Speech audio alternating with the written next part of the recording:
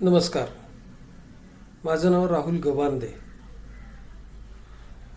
आज आपण बघणार आहोत डॉक्टरांनी ई मेडिका का बरं प्रिफर करावं किंवा प्रिस्क्राईब करावं. तुमच्याकडे येणाऱ्या पेशंट्सची जी हेल्थ आहे ती रेकॉर्ड ब्रेकिंग टाईममध्ये कशा पद्धतीने हील करता येईल, दुरुस्त करता येईल, यावरती जर का आपण दृष्टिक्षेप टाकला तर तो अतिशय संयुक्तिक ठरेल. औषधं आणि औषधांमुळे होणारे परिणाम हे तर तुम्ही बहुपरिचित आहात. औषधं घेतल्याने पेशंट बरे होतात. त्याला लागणारा जो कालावधी आहे हा कालावधी जर का आपल्याला कट शॉर्ट करता आला तर फायदे बघा त्याच्यामध्ये कशा पद्धतीने आहेत. एक म्हणजे तो कमी वेळामध्ये जर बरा झाला, इफेक्टिव्ह ट्रीटमेंट डिलिव्हर झालेली असेल तर त्या पेशंटच्या मनामध्ये तुमच्याविषयी असणारी आत्मीयता प्रचंड प्रमाणात वाढते. त्याच्या जोडीला तो समदुःखी असलेल्या इतर पेशंट्सला तुमच्याकडे येण्यासाठी परावृत्त करतो. म्हणजेच आपल्याकडे येणाऱ्या पेशंटचा फुटफॉल वाढतो. कमी कालावधीत पेशंट बरा झाल्या कारणाने आपण अधिक पेशंट्स तपासू शकतो किंवा त्यांना ट्रीट करू शकतो. अल्टिमेटली आपल्याकडे व्हिटॅमिन एम हे सुद्धा वाढतं. आपण बघूयात ई मेडिका तुम्हाला कशा पद्धतीने मदत करणार आहे. मुळात ई मेडिका हे एक बायोमेडिकल डिव्हाइस आहे जे आपल्या शरीराच्या पेशींचं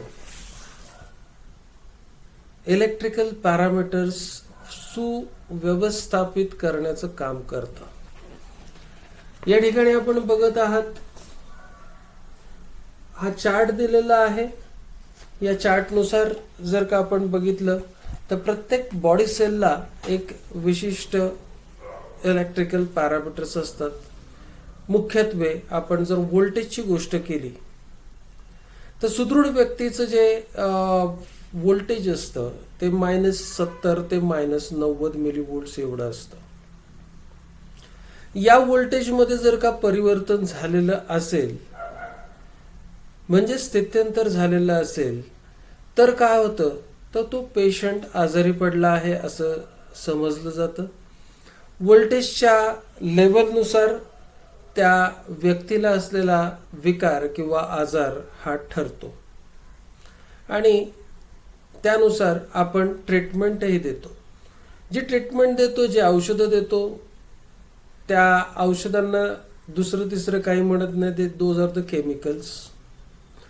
आणि आपण सुज्ञपणे ही गोष्ट जाणून घेऊ शकतो की प्रत्येक एलिमेंटला त्याचा एक चार्ज असतो. म्हणजे केमिकल्स आपल्या बॉडीमध्ये इंटेक केले जातात त्यावर आधारित जर का आपण बघितलं तर प्रोसेस, हिलिंग प्रोसेस जी म्हणतो आपण, ती चालू झालेली असते.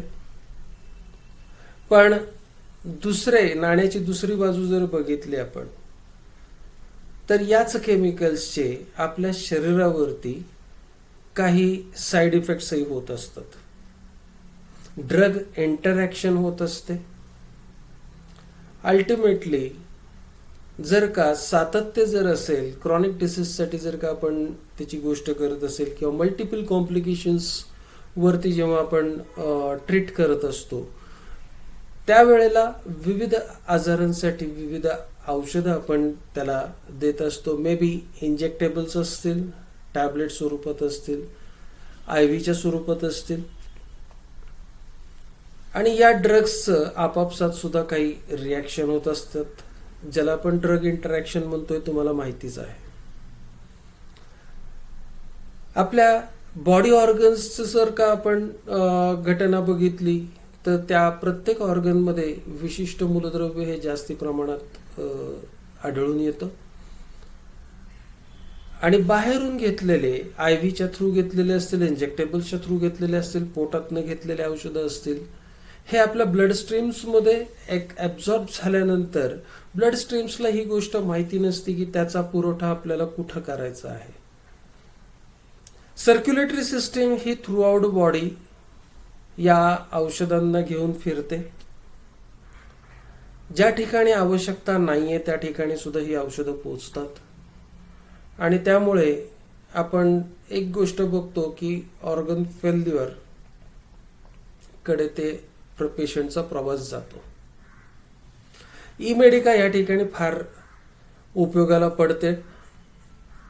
ई मेडिकाचा वापर केल्यामुळे basically it's a non invasive treatment. कोणत्याही स्वरूपाची औषधं घ्यायची नाही आहेत.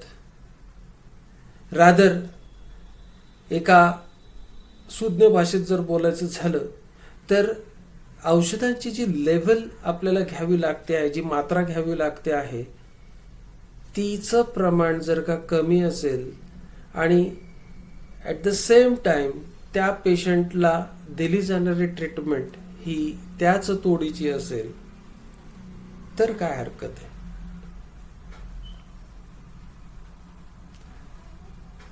ई मेडिकाच्या वापराने आपल्या बॉडी सेलचे सेल पॅरामीटर्स सर्वात महत्वाचं म्हणजे ते दुरुस्त केले जातात.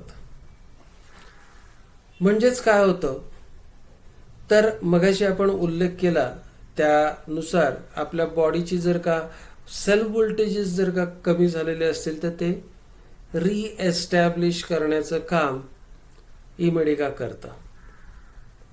दुसरं, आपल्या बॉडी सेल्सचे जे मेम्ब्रेन आहे त्याला मजबूती देतं.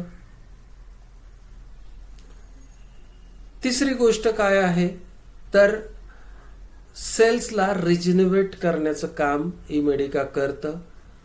आपल्या शरीराची अल्कलिनिटी सुधारण्याचं काम करतं. त्यामुळे या सर्व घटनाक्रमांमुळे त्याच्या सेल्सची ॲब्झॉर्प्शन कॅपॅसिटी इन्क्रीज होते आणि नॅचरली जे औषध आपण पोटावाटे घेतलेले आहेत त्याचा परिणाम हा मल्टीफोल्ड वाढलेला असतो.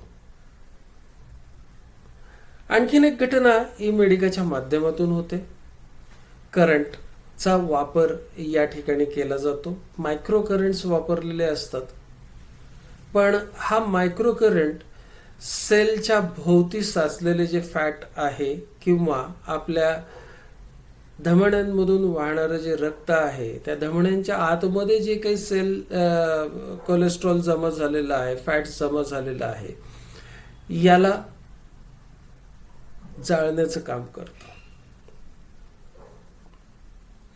परिणामतः काय होतो की जे न्यूट्रिएंट्स आपल्या ब्लड स्ट्रीम्स मध्ये ॲब्झॉर्ब झालेले आहेत, जे औषधं त्या व्यक्तीच्या पोटामधनं ब्लड स्ट्रीम्स मध्ये आलेले आहेत, ते योग्य प्रमाणामध्ये ज्या त्या सेल्स पर्यंत पुरविले जाऊ शकतात, कारण ॲब्झॉर्प्शन कॅपॅसिटी वाढलेली आहे. दुसरं, सॅच्युरेटेड फॅट्स किंवा कोलेस्ट्रॉलचं प्रमाण जे आहे ते रिड्यूस झालेलं असतं. रिड्यूस झाल्यामुळे ही घटना घडते. सर्वात महत्वाचं, ई मेडिकाच्या माध्यमातून टार्गेटेड ट्रीटमेंट सुद्धा केली जाते. आपले बॉडी ऑर्गन्स जे आहेत या सर्व बॉडी ऑर्गन्सला जे कुठले विकार होतात त्या बॉडी ऑर्गनला आपण टार्गेटेड ट्रीटमेंट देऊ शकतो, हिलिंग देऊ शकतो. आणि हे साध्य होतं फक्त आणि फक्त फ्रिक्वेन्सीजच्या साहाय्याने. प्रत्येक बॉडी ऑर्गनची, प्रत्येक मायक्रो ऑर्गॅनिझमची विशिष्ट रेझोनंट फ्रिक्वेन्सी असते आणि या रेझोनंट फ्रिक्वेन्सीला वापरून आपण टार्गेटेड ट्रीटमेंट देऊ शकतो. पूर्णच्या पूर्ण मायक्रो ऑर्गॅनिझम्सची कॉलनीच्या कॉलनी आपण डिस्ट्रॉय करू शकतो by targeting, that means aiming. आणि त्याच्यानंतर मायक्रो करंट्सच्या माध्यमातून त्या मायक्रो ऑर्गॅनिझम्सला पॅरलाइज करणं किंवा न्यूट्रल करणं. आणि ऑन टॉप ऑफ दॅट जे मेडिकेशन चाललेलं आहे, ज्याला आपण म्हणतो एक्स्ट्रा रसद पोचवणं, तेही काम केलं जातं. ऑलरेडी न्यूट्रल असलेल्या मायक्रो ऑर्गॅनिझम्सला अजून मारणं खूप कमी औषधांमध्ये, खूप कमी अँटीबायोटिक्समध्ये शक्य होतं. दुसरं म्हणजे याच थेरपीचा वापर करून जर का तुमचे पेशंट्स कमी वेळामध्ये अतिशय उत्कृष्टपणे जर हील होत असतील, बरे होत असतील, आणि या ट्रीटमेंट इम्पार्ट करण्याच्या बदल्यात आपल्याला एक्स्ट्रा रेव्हेन्यू जनरेटिंग मॉड्यूल मिळत असेल, तर ई मेडिकाला पॅरलली आपण प्रिस्क्राईब करायला काहीच हरकत नाही असं मला वाटतं. आमच्याबरोबर तुम्ही सर्वजण या, आमच्याबरोबर कोलॅबरेट व्हा, कारण हे सर्वात महत्त्वाचं म्हणजे मेक इन इंडिया आहे, ग्लोबली पेटेंटेड आहे. दुसरी गोष्ट म्हणजे सर्टिफिकेशन्सची जर गोष्ट केली किंवा अप्रुव्हल्सची जर गोष्ट केली, इट्स अ बिग व्हॉल्यूम.